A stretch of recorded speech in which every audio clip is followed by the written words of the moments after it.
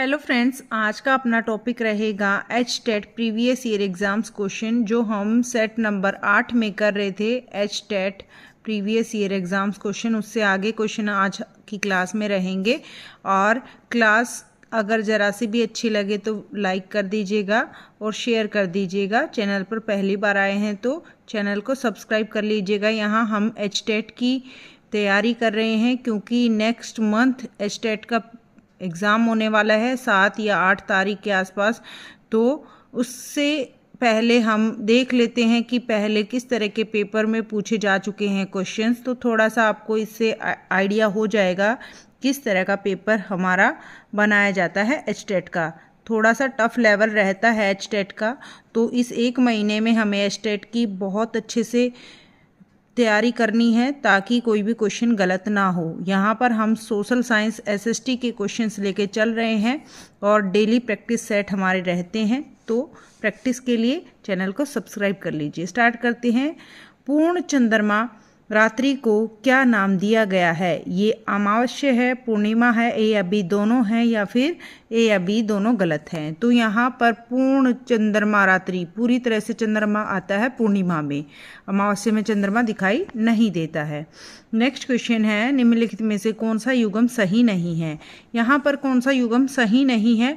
तो दीवान ए अर्ज, ये इल्तुतमिश ने इस विभाग का संबंध इल्तुतमिश से नहीं है, तो ये इल्तुतमिश ने चालू नहीं किया था ये विभाग। और यहाँ पर जो बिल्कुल सही है इनके बारे में भी हमें जान लेना चाहिए, क्योंकि ये क्वेश्चन अब तो इस तरह से दिया हुआ है कि मिलान हमें कौन सा गलत है कौन से सही है ये तो याद रखने ही है, लेकिन आपको ये भी पता होना चाहिए दीवाने ए मुस्तक राज में क्या था, दीवाने ए कोही में क्या था, और दीवाने ए खैरात में क्या था, ये क्यों लागू किए गए थे। तो ये जो मैं है बता देती हूँ आपको। दीने मुस्तक राज जो थे, यहाँ पर अलाउद्दीन खिलजी ने ये स्टार्ट किया था, और इसमें जो है इन्होंने साम्राज्य के विभिन्न हिस्सों से बकाया राजस्व भुगतान जो है, जिसको कर बोलते हैं, टैक्स बोलते हैं, उसकी जांच और वसूली करने के लिए इसको स्टार्ट किया था। अभी आपको समझ में आ गया होगा कि ये स्टार्ट क्यों हुआ था। इसकी डिटेल भी पूछी जा सकती है, यानी इसकी डिटेल यहाँ पर दी जा सकती है और पूछ लिया जाएगा कि ये दीवाने कोही है, दीवाने खैरात है, या दीवाने मुस्तक राज है। तो ये भी आपको पता होना चाहिए कि इसमें जो टैक्स की वसूली थी ना, उसकी जांच और जांच करने के लिए और भुगतान की जांच करने के लिए यह चलाया गया था। मैं दोबारा एक बार बता देती हूँ, दीने मुस्तक राज क्या था। इसमें जो साम्राज्य के विभिन्न हिस्सों से बकाया राजस्व, जितना भी बाकी बचा था, विभिन्न हिस्सों से बकाया राजस्व भुगतान की जांच और वसूली करने के लिए यह स्टार्ट किया था। और दीने कोही जो है यह अलाउद्दीन खिलजी ने शुरू किया था। ये भी आपको याद रखना पड़ेगा कि ये किसने शुरू किया था, अलाउद्दीन खिलजी ने। यहाँ पर राज खिलजी, इस तरह से आप ट्रिक से याद रख सकते हैं। दीवाने कोही जो है मोहम्मद बिन तुगलक ने शुरू किया था। दीवाने कोही मोहम्मद बिन तुगलक ने शुरू किया था, लेकिन दीवाने कोही क्या था ये भी आपको पता होना चाहिए। दीवाने कोही में होता था जो मालगुजारी व्यवस्था थी उसकी देखभाल करना तथा भूमि को खेती योग्य बनाना, इसका कार्य था। दीवाने कोही का क्या कार्य था? मालगुजारी व्यवस्था की देखभाल करना, कि माल यहाँ से वहाँ कैसे गया, मालगुजारी व्यवस्था की देखभाल करना, और भूमि को खेती के योग्य बनाना, इसका कार्य था दीवाने कोही का, जो मोहम्मद बिन तुगलक ने शुरू किया। दीवाने खैरात क्या था और ये किसने शुरू किया था? ये विभाग फिरोज शाह तुगलक ने शुरू किया था, दीवाने खैरात। और दीवाने खैरात क्या था? खैरात में था कि जो अनाथ और विधवा थी, विधवाओं और अनाथों की देखभाल करना इसका कार्य था। इसमें क्या कार्य था? अनाथों, खैरात मतलब इसमें अनाथ और विधवाओं की देखभाल करना इसका कार्य था। और जो फिरोज शाह तुगलक थे, यह तुगलक वंश के तीसरे शासक थे। आई होप ये क्वेश्चन बिल्कुल अच्छे से क्लियर हो गया होगा। 1 से 2 बार आप वीडियो देख लोगे, साथ साथ ये लर्न हो जाएंगे, क्योंकि ये क्वेश्चन कैसे भी घुमा फिरा के दिया जा सकता है दोबारा से। तो मैंने इसीलिए इनकी डिटेल बताई है कि दीवाने मुस्तक राज क्या है, दीवाने कोही क्या था और दीवाने खैरात में क्या होता था। आगे चलते हैं नेक्स्ट क्वेश्चन में। वीडियो पर बने रहिएगा क्योंकि यहाँ पर हमारी कई मिनट लग गई हैं, लेकिन बहुत स्पीडली हम आगे करने वाले हैं। निम्नलिखित में से कौन प्रतिनिधित्व के सिद्धांत के संदर्भ में सही है, इनमें से कौन सा सही है। तो 101 का क्या आंसर रहेगा, देख लेते हैं, दोनों के दोनों पढ़ने पड़ेंगे। कैरेक्टरिस्टिक्स प्रतिनिधित्व सिद्धांत विश्वास करता है कि केवल वे लोग ही जो किसी विशेष समूह से आते हैं वास्तव में उसके हितों को स्पष्ट करते हैं। बिल्कुल सही है ये भी। और मैंडेट सिद्धांत का विश्वास है, क्या है, मैंडेट सिद्धांत का विश्वास है कि सरकारी सत्ता का प्रयोग करने वालों के लिए लोकप्रिय मार्गदर्शन करना चाहिए। ये मैंडेट सिद्धांत है, इसका विश्वास है कि सरकारी सत्ता का प्रयोग करने वालों के लिए लोकप्रिय मार्गदर्शन करना चाहिए। दोनों ही सही हैं, डी ऑप्शन रहेगा।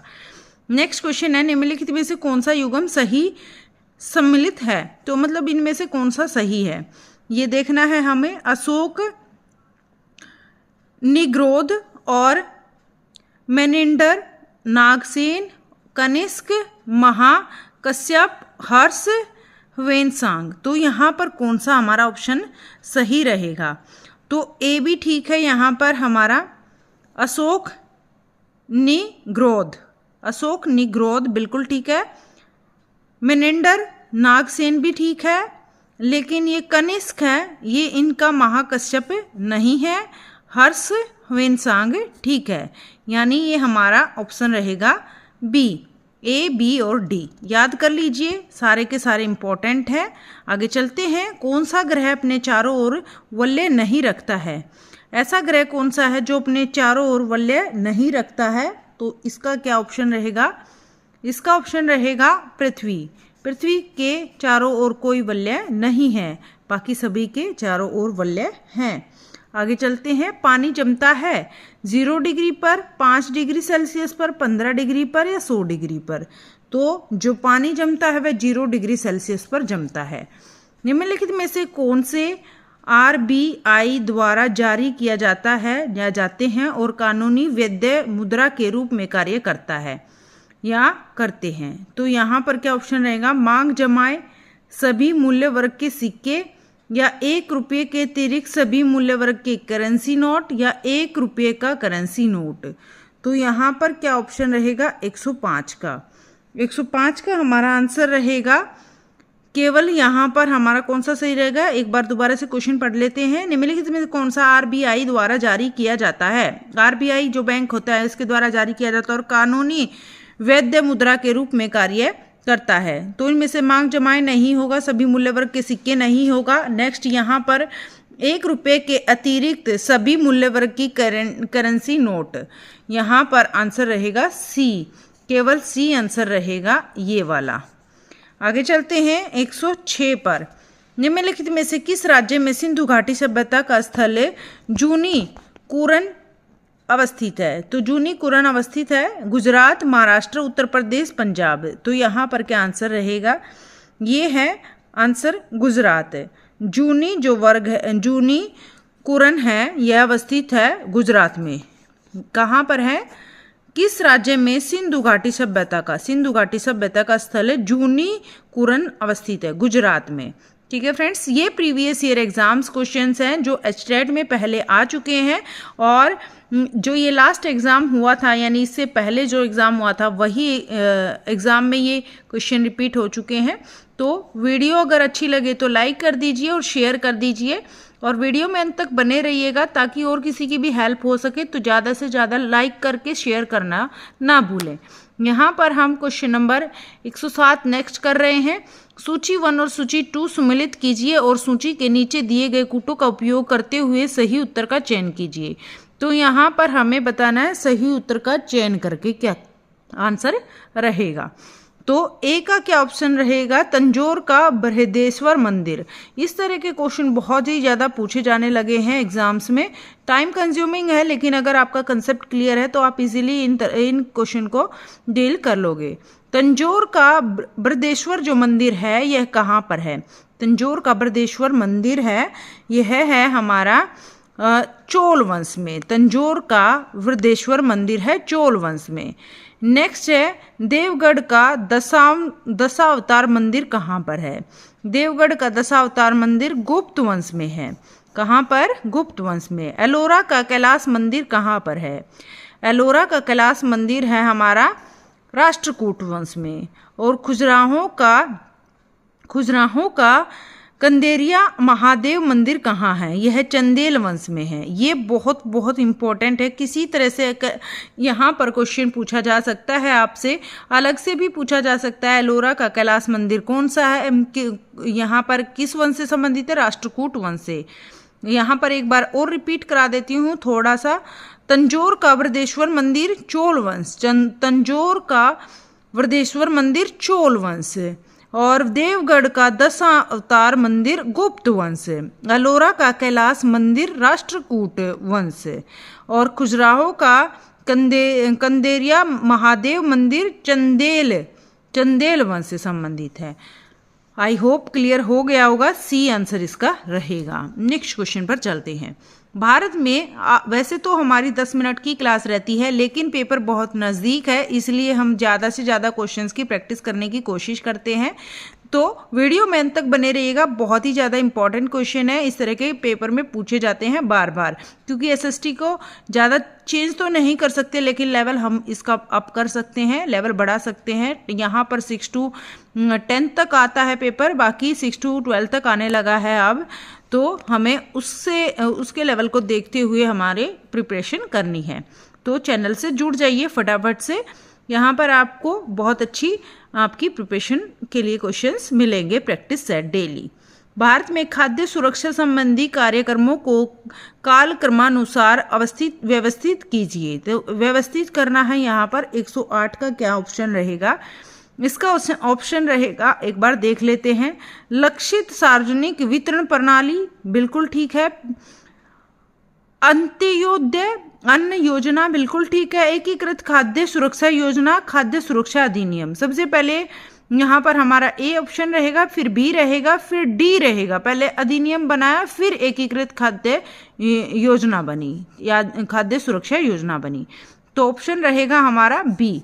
क्या ऑप्शन रहेगा? बी आंसर रहेगा। याद रखिए, भारत में खाद्य सुरक्षा संबंधी कार्यक्रमों का यानी इनको सीरीज में लगाना। सबसे पहले लक्षित सार्वजनिक वितरण प्रणाली आई थी। प्रणाली के बाद क्या बनी थी?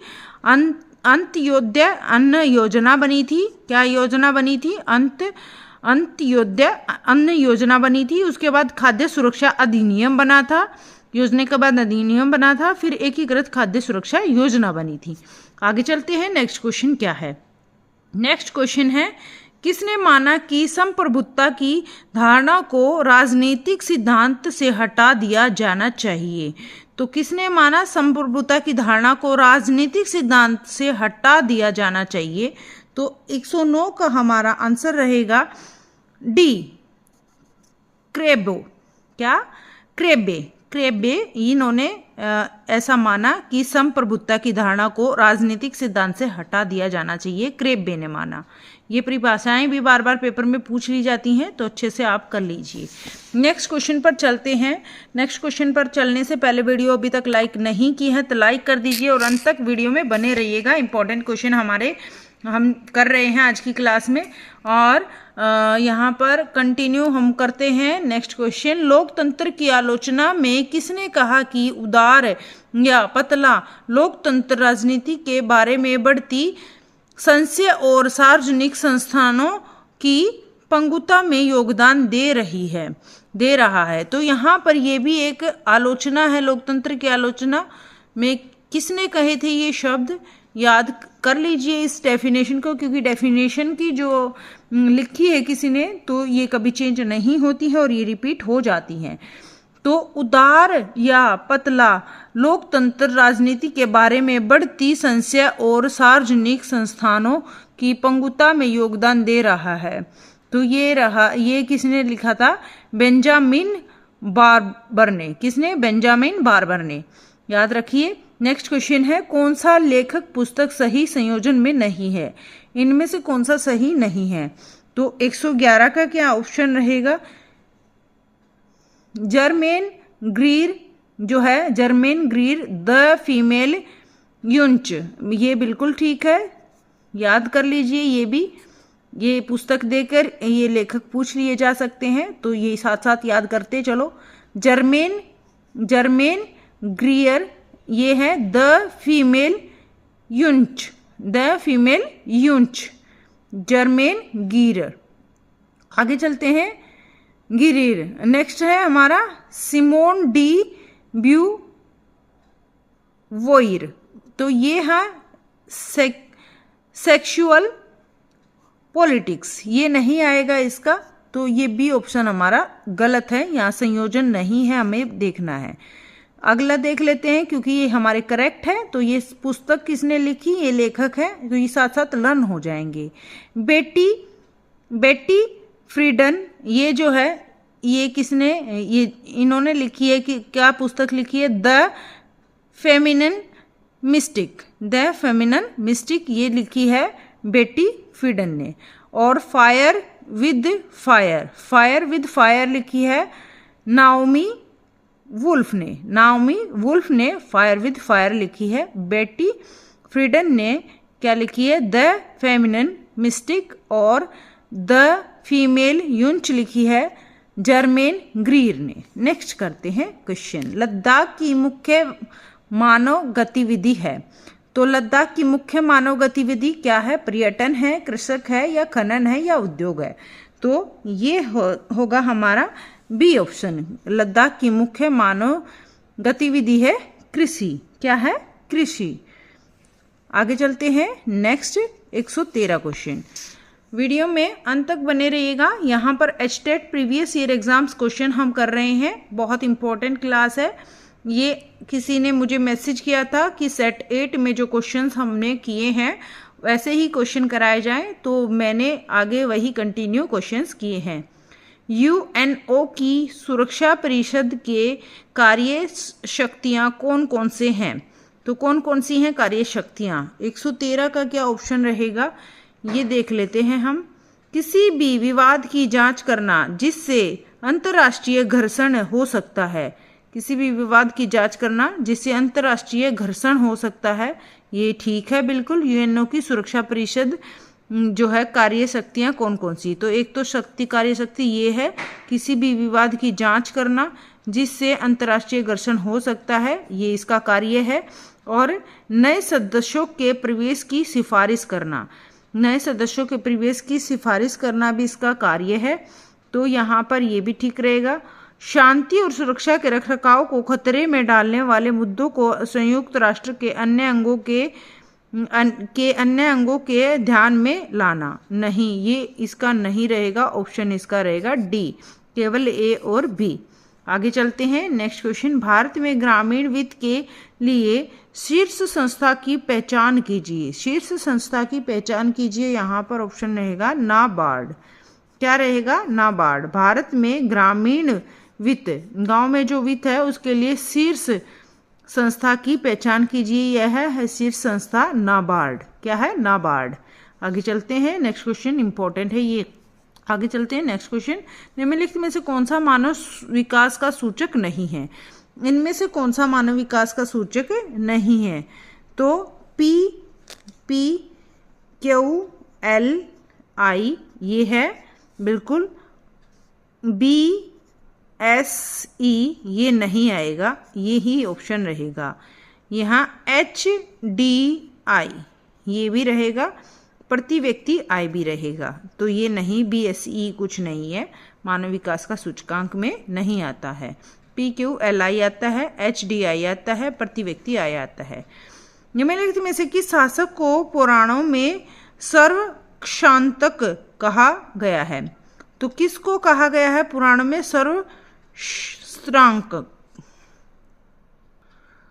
सर्वस्त्रांतक किसे कहा गया है, तो पुराणों में यहाँ पर ऑप्शन रहेगा हमारा महापद्मनंद को, किसको, महापद्मनंद को कहा गया है सर्वस्त्रांतक। आगे चलते हैं, इंपॉर्टेंट है ये क्वेश्चन भी, यहाँ दिए हुए हैं हमारे, ये थोड़ा सा हमारा 117 क्वेश्चन बड़ा है, ये कल करते हैं। आज के लिए बस इतना ही। Thank you so much video में अंत तक बने रहने के लिए। वीडियो जरा सी भी पसंद आए तो वीडियो को लाइक करके जाना, और चैनल पर पहली बार आप आए हैं तो चैनल को सब्सक्राइब कर लीजिएगा। Thank you so much for coming. Bye bye, good night, take care. फिर मिलते हैं नेक्स्ट वीडियो में। हंसते रहें, मुस्कुराते रहें। Bye bye.